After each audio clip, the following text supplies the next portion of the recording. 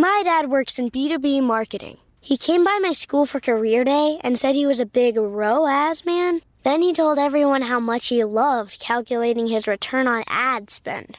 My friends still laugh at me to this day. Not everyone gets B2B, but with LinkedIn, you'll be able to reach people who do. Get a $100 credit on your next ad campaign. Go to linkedin.com/campaign to claim your credit. That's linkedin.com/campaign. Terms and conditions apply. LinkedIn, the place to be, to be. John McLaughlin is now with us. John McLaughlin is one of the top pollsters in America.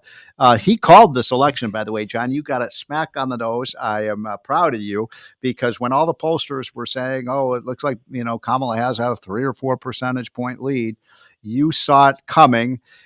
John, first of all, thanks for joining. Thank you, Stephen. And I'm only as good because I worked for Donald Trump all these years. So he's someone who creates the polls. We just take the polls and report the numbers. And if you come at it and you're unbiased and you ask people their opinions and you do the poll properly, that you screen likely voters and you model them after typical turnouts. Donald Trump was a winner. And so, we're just reading the polls, Tony Fabrizio, myself, and this campaign. You called it on this show about 3 weeks before the election. And let me ask you this, John, was there anything in particular that surprised you about what happened in terms of, one thing that surprised me was 55% of Hispanic males, 55% voted for Donald J. Trump. Right. And overall, we also got 38% of Hispanic women. Which is amazing. And overall, the 46%, that was a record. It was higher than George W. got in 2004. Yeah. But it was part of it. There was a strategy that was over 2 years out. We were working with Dick Morris and John Jordan, and we did some polls of African-American voters, Hispanic voters, suburban women, and younger voters. And they were basically the 4 legs of the Democrat Party, where we were going to take voters out of the Obama coalition and create a new majority coalition, win the popular vote for Donald Trump. And he executed. He listened. He connected with them on the issues. And he built this huge working class coalition, working middle class taxpayers across America, that really, it wasn't just the heartland. We went up in all these, your home state of Illinois, my home state of New York, New Jersey. We were gaining popular vote all across the country. Yeah. So, you were talking about the JFK coalition and the Obama coalition, but, you go back to the, FDR, Franklin Roosevelt New Deal coalition, which was sort of Catholics and minorities and middle-class union workers. They seem to have swung now. So even the FDR coalition is now a Trump coalition. Right. And by the way, Trump may be the first president since FDR to win 3 presidential elections in a row. Who knows? So, now, I'm not going to go there with that one, John. But this has been an historic election in so many ways. It's become a cliche, but what a comeback. You go back to the end of after the 2020 election, and it just seemed like Donald Trump was yesterday, that there was no way he could come back, and he did in a big way. And John, you observed it firsthand, but my God, this guy is a workhorse. I've never seen anything like it. I spent a couple of days on the campaign trail with him, and I was completely exhausted. But he would start at 6 o'clock in the morning. He would go till 10 o'clock at night, nonstop, flying all over the country, ran circles around Kamala Harris. And I don't know. Have you ever seen anything like that? No. He's a phenomenal worker. And by the way, what's really to credit to you and to Larry Kudlow and Steve Forbes and Arthur Laffer, you've all advised him on economics. And he listened. He ran an issue-oriented campaign. Remember, we were putting up during the primary, we put up videos. He ran a pro-growth, economic-oriented campaign.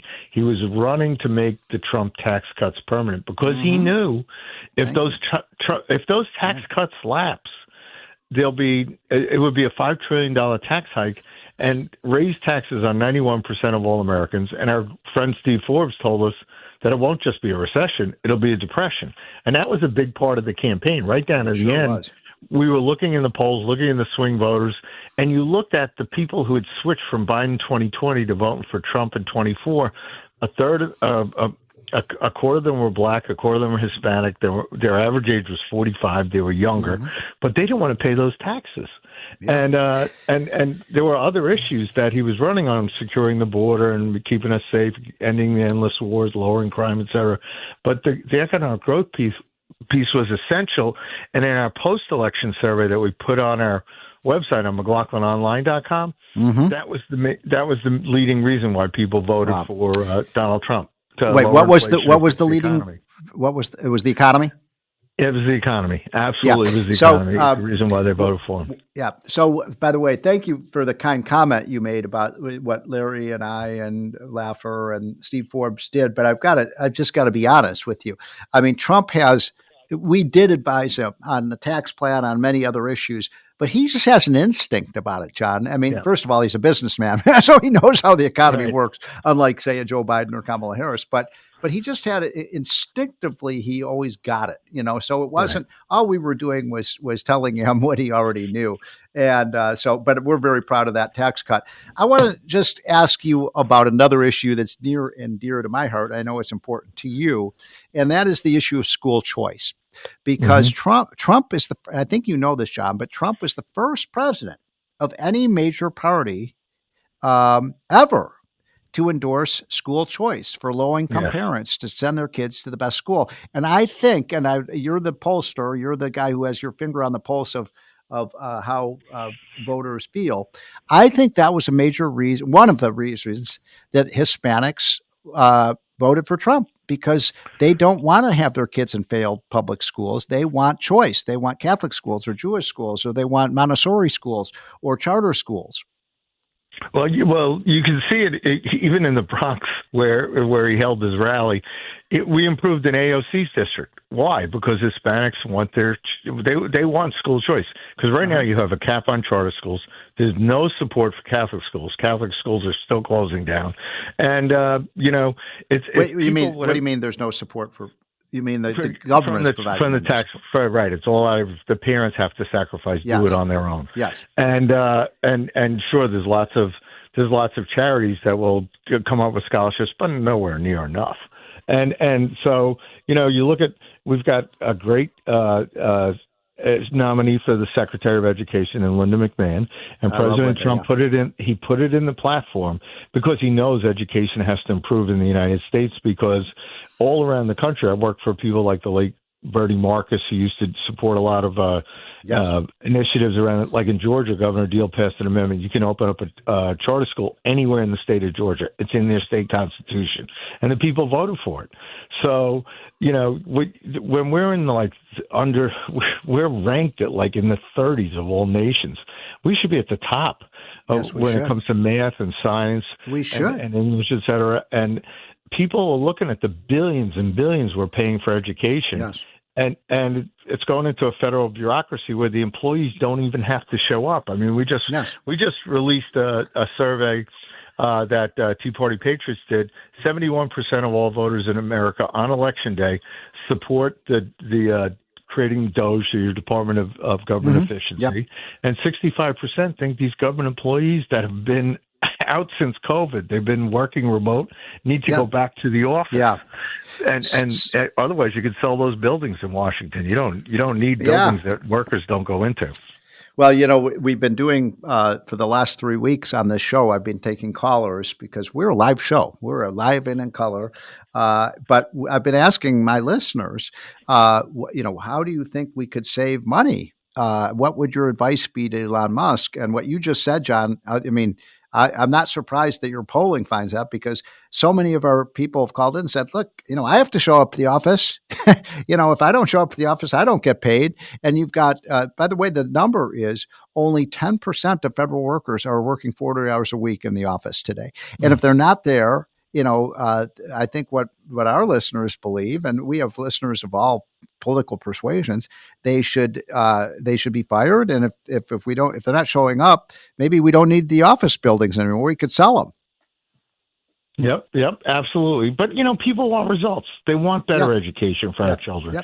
And they realize that we need it for a good economy and for America to be the great country that it needs to be in the world, you have to have the best education for our young people. And if you don't have a good option for schools, if the public schools in your area are failing, they need school choice. And you've seen it in Georgia, you've seen it in Indiana. Indiana, the money follows the student, whether they have public school choice, they have private school choice, and the money follows the student. So the better public schools, there's a lot of choice where the better public schools get more students and they survive and they do very well. It's competition. It's competition. Yes. By the way, the one, you're familiar with New York. I don't know if you live in New York, but I know you do a lot of polling there. And as you probably know, John, I'm from Chicago, and those are two of the areas of the country that have some of the worst public schools.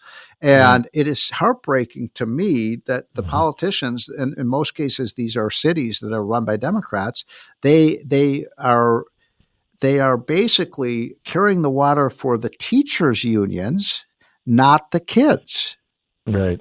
And it has to be for the kids. I mean, you don't get, when they're in second grade and they're learning to read and write, you don't get another chance. You know, it's like you can repeat a year, but still, it's like you need to make sure they learn what they need to learn in second grade, third grade, fourth grade. They need every student that's graduating in eighth grade, moving into high school, they need to be proficient at math and reading. And if they're not, we got to get them some help, and they got to give the parents some ability to choose what's best for their children, for their students. So, two quick questions, John, and I'll let you go. I appreciate you, by the way. John, this is John McLaughlin, who's one of the top pollsters in the country and did some polling for Trump, so he knows what people were feeling. First of all, was there anything that surprised you about the election that, in terms of, where your polling was and how things turned out? What was your major surprise on that Tuesday, election day? We didn't have many surprises. We had inside information when we were doing. You had it right. Okay, well, good. We were going to win but on the other hand, it was good to see the strategy work. It was good to see President Trump. I guess you know what the biggest thing. If you go to that exit poll, Donald Trump had a 56% job approval, which was the highest ever. As on election day when we did the polls from November 4th through the 6th, and he only had a 43 disapprove. Much higher than Kamala Harris was a negative, Biden was a negative. And the interesting thing was Donald Trump was more likable. He had his highest favorable rating ever, where he was a net positive. And she was like 50 and 49, but she was polarized. But Donald Trump, they were throwing personal character assassination at him. Trying to shoot him. Names, calling Nazi. Yeah. Well, we thank God for the grace of God he survived that. But at the end, she had no message. It was all about if you dislike Trump, and people wanted real solutions. And Donald Trump just like he handled these political indictments that were totally phony, just like he handled a lot of things with grace and dignified determination. In the end, she was talking about working at McDonald's. She never did. Donald Trump. So do you think do you think two other final quick questions, and then we got a break, and I'm talking to John McLaughlin. Number one, do you think that these phony, baloney indictments of Trump hurt the Democrats? Absolutely. Was there a backlash? We saw it firsthand. I mean, on April 1st, when Alvin Bragg was going to indict Donald Trump, Jason Miller, the communications director, called me and says, we got to do a national poll tonight and have results tomorrow. Right. And the potential for the backfire was there. And all during the year, and we published a lot of these polls through June. As of June this year, 6 out of 10 voters thought they were political. The majority thought that Joe Biden had ordered them to stop Donald Trump from being president. So my second question quickly is, there was one thing that pollsters got wrong, and I don't know if you got it wrong, and not hugely, but, we heard about a big, surge in the black vote for Trump, but I was just looking at the numbers. It really didn't. There was a slight increase in the percentage of black men who voted for Trump, but actually there was a slight increase in black women who voted for Kamala. So what do you think happened there?